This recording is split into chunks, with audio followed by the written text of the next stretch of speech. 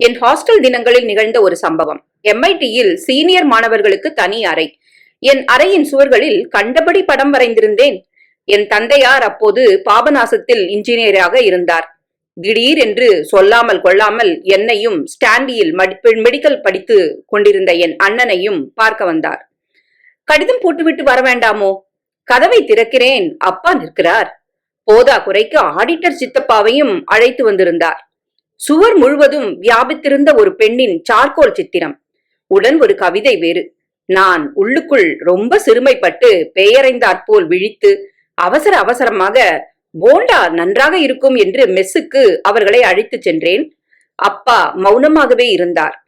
எனக்கு குற்ற உணர்ச்சி வெள்ளம் போல் ததும்ப, அது என்னாச்சுன்னா என்று 2 முறை ஆரம்பித்து விளக்கத்தை கைவிட்டேன். எப்படி அவருக்கு விளக்குவது?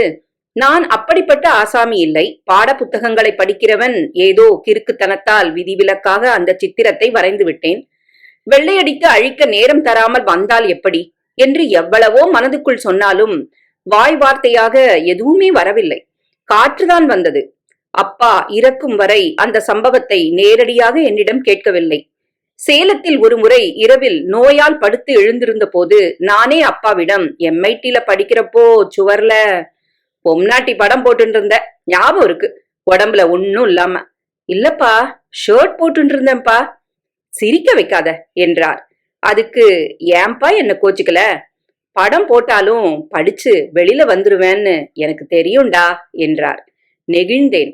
ஹாஸ்டல் தினங்கள். எழுத்தாளர் சுஜாதா.